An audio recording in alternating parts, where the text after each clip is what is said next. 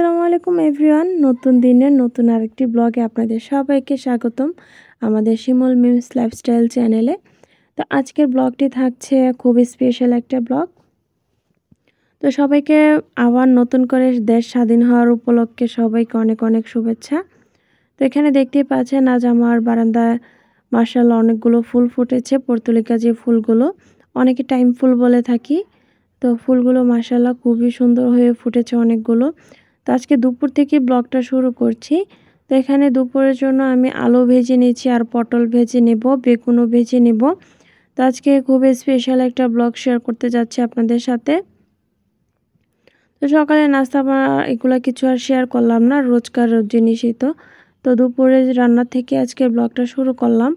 তো এখানে দেখতেই পাচ্ছেন আলুগুলো আমি একটু হলুদ একটু লবণ দিয়ে মেখে তারপর একটু তেল দিয়ে ভাজার জন্য বসিয়ে দিয়েছি। এরকম আলু ভাজা খেতে কিন্তু খুবই মজা লাগে।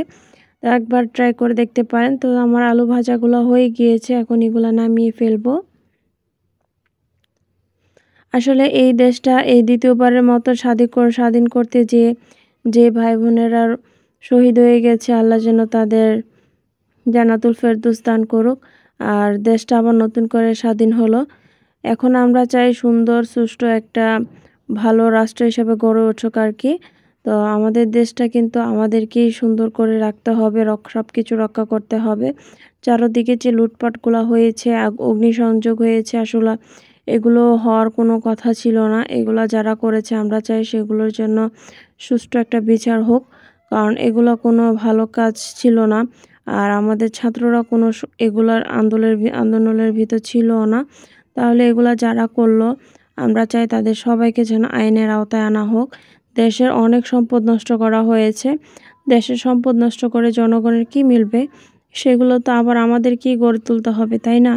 তাহলে কেন দেশকে এত ক্ষতির সম্মুখীন আমরা নিয়ে যাচ্ছি, এগুলো আমাদেরকে বুঝতে হবে। তো এই তো আজকে সাগর রান্নার জন্য আমি একটা হোল চিকেন নিয়েছি, আস্ত চিকেনটা। তো আস্ত চিকেনটা আজকে আমি রান্না করব। এখানে হলুদ এবং লবণ দিয়ে মেখে নিয়েছি। তো শুধু হালকা একটু ভেজে নেব, যেহেতু এগুলো অত একটা ভাজতে হয় না, অল্প একটু ভাজলেই হয়ে যায়। তো চারিদিকের এই লুটপাটগুলা যেন বন্ধ হয়, কারণ ঢাকার মধ্যে এখনও অনেকে আতঙ্কে আছে, যারা আসলে রাতের বেলা এখন ঘুমাতে পারে না। চারিদিকে খুবই বিকট আওয়াজ, লুটপাট, ডাকাতি, চুরি ডাকাতি চলতেছে। তো চিকেনটা ভাজা হয়ে গিয়েছে। এখন আমি একটা প্যান বসিয়ে দিয়ে এখানে পেঁয়াজ কুচি দিয়েছি 1 কাপ, তারপর গরম মশলা দিয়েছি, দিয়ে ভালো করে পেঁয়াজগুলো লাল করে নেব। তো এখানে 2 টেবিল চামচ আদা রসুন বাটা দিয়ে দিব।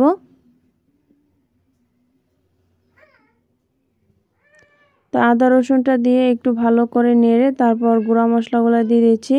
1 টেবিল চামচ হলুদ, 1 টেবিল চামচ মরিচ, 1 টেবিল চামচ ধনিয়ার গুঁড়া, 1 টেবিল চামচ জিরা গুঁড়া, এগুলা দিয়ে ভালো করে নেড়ে নেব। তো এই তো মশলাটা ভালো করে কষিয়ে নিচ্ছি।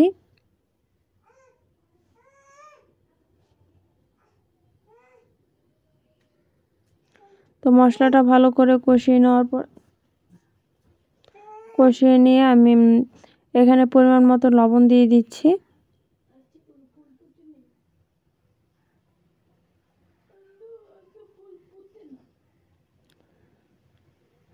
তো চিকেনটা দিয়েছি, দিয়ে এখন ভালো করে মশলার সাথে চিকেনটা কষিয়ে নেব।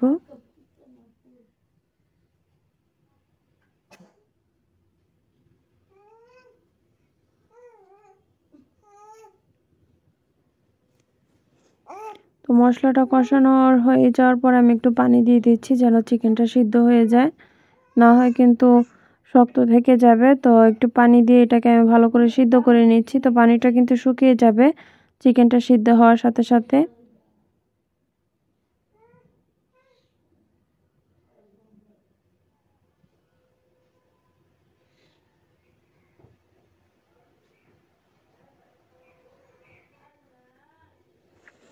তো এই তো দেখতেই পাচ্ছেন পানিটা কিন্তু শুকিয়ে গিয়েছে। তো এখন আমি মশলাটা একটু চিকেনের উপরে দিয়ে দিচ্ছি, যেন ভালো করে মাংসের গায়ে মশলাটা ঢুকে। আর এদিকে আজকে তেল ছাড়া পোলাও রান্না করব, যার কারণে গরম পানি করে নিয়েছি আর এখানে গরম মশলা দিয়ে দিচ্ছি।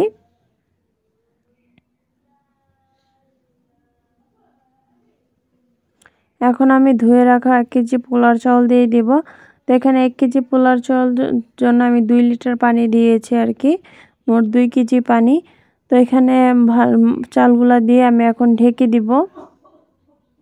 তো আমার এই পানিটা দিয়ে কিন্তু একদম পারফেক্ট একটা পোলাও হয়ে যাবে, তেল ছাড়া পোলাও। তো একটু লবণ দিয়ে দিয়েছি। আর এই তো এদিকে আমার চিকেন রান্নাটাও কিন্তু হয়ে গিয়েছে, আর এদিকে পোলাও রান্নাটাও হয়ে গেছে, একটু নেড়ে চেড়ে দিয়েছি। আর আস্ত চিকেনটা রান্না হয়ে গেলে এখানে আরেকটা চিকেন ছিল, তো ওই চিকেনটা আমি রান্না করে নিলাম।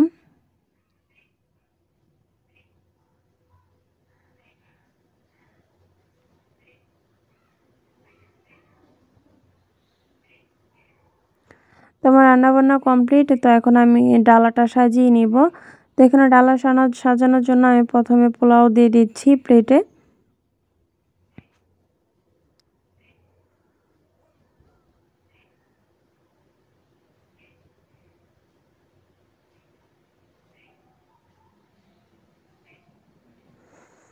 তো পোলাওটা ডালাতে বেড়ে নেওয়ার পরে আস্ত চিকেনটা আমি উপরে দিয়ে দিব।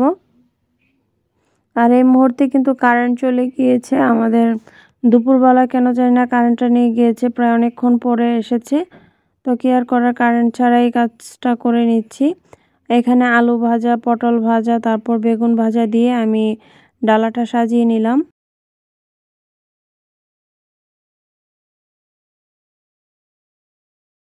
তো আমাদের আজকের ব্লগটা আপনার কাছে কেমন লাগলো অবশ্যই কিন্তু কমেন্ট করে জানাবেন। আপনাদের একটি মন্তব্য কিন্তু আমাদের খুবই অনুপ্রেরণা জাগাবে। তো আপনারা এই ভিডিওগুলো কিভাবে নিচ্ছেন আমাদেরকে অবশ্যই কমেন্ট করে জানাবেন। আর আমাদের চ্যানেলটি সাবস্ক্রাইব করে অবশ্যই আমাদের পাশে থাকবেন। তো এই তো আমার ডালা সাজানো কমপ্লিট। তো এখন সবাই খেতে বসে যাবে টেবিলে। তো দেখতেই পাচ্ছেন এখানে সবাই বসে গিয়েছে। তো আজকে ননদের জামাইয়ের জন্য আজকে এই সাগর রান্নাটা রেডি করলাম। তো এখানে ওরা সবাই, এখানে আমার ননদ, ওর হাজব্যান্ড, তারপরে তো আমার শ্বশুর চলে এসেছে নামাজ পড়ে, ওনাকে বলতেছি বসার জন্য, তো উনি বসবে না। তো এখানে বাচ্চাদেরকে নিয়ে ওনারা সবাই বসে গিয়েছে। তো আপনাদের সাথে আমি একটু শেয়ার করলাম আর কি। আর বিকালে চলে গিয়েছিলাম ভাবির বাসায়, মানে বাড়িওয়ালা ভাবির বাসায়। তো উনি আমাদেরকে সন্ধ্যাবেলা নাস্তার জন্য ইনভাইট করেছিল আর কি। তো আমরা সবাই চলে এসেছি। তো এখানে প্রথমে আসার পরে শরবত দিয়েছিল, তারপর এখন সেমাই, কেক, চানাচুর, তারপর মালটা দিয়েছে।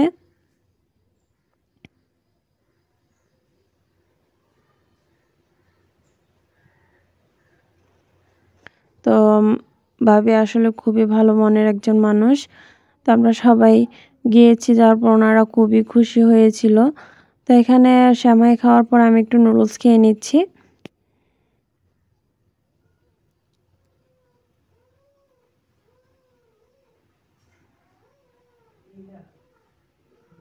তো আজ এই পর্যন্ত, সবাই ভালো থাকবেন, সুস্থ থাকবেন। আল্লাহ হাফেজ, আসসালামু আলাইকুম।